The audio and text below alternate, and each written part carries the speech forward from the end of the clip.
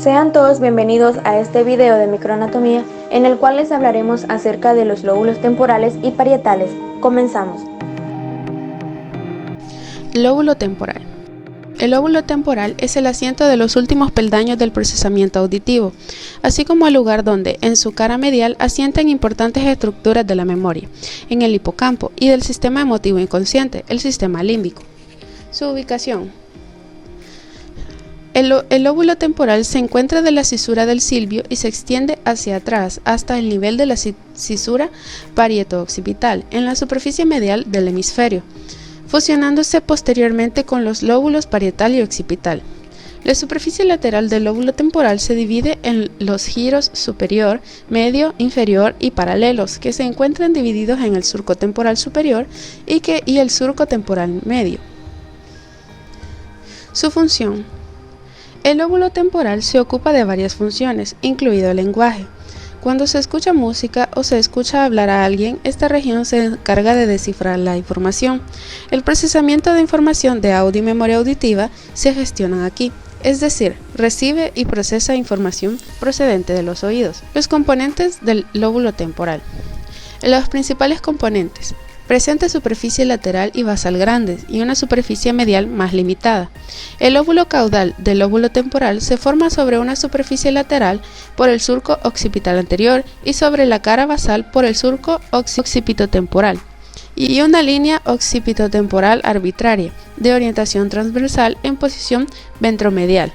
El lóbulo temporal está separado del lóbulo límbico por surcos colaterales y renal. Se divide en 5 regiones, funciones o áreas corticales: la corteza auditiva primaria, la corteza de asociación auditiva, la corteza de asociación visual temporal, la corteza podimonal temporal superior y la corteza temporopolar. Correlación clínica: la agnosia verbal acústica.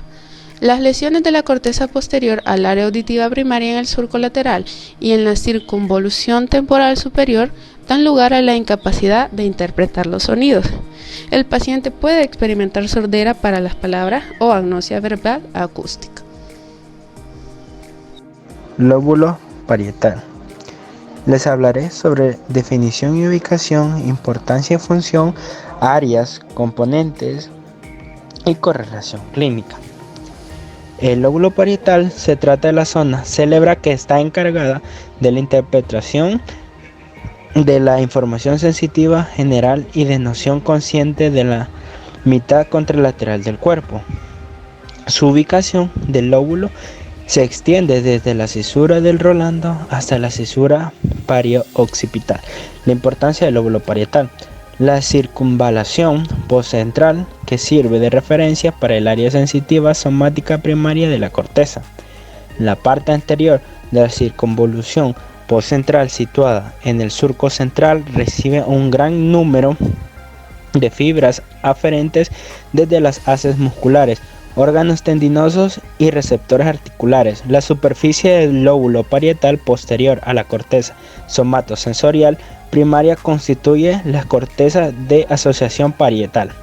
Las vías somático-sensitivas generales se dirigen a la circunvolución postcentral, la área del lóbulo parietal. El área somatosensorial primaria es la región que se ubica inmediatamente después de la cisura del Rolando. El área secundaria es la región del lóbulo parietal que se carga principalmente en transmitir e integrar aspectos detallados de la información sensitiva. El área asociativa sensorial. Esta región se ubica en la circunvolución parietal superior del lóbulo.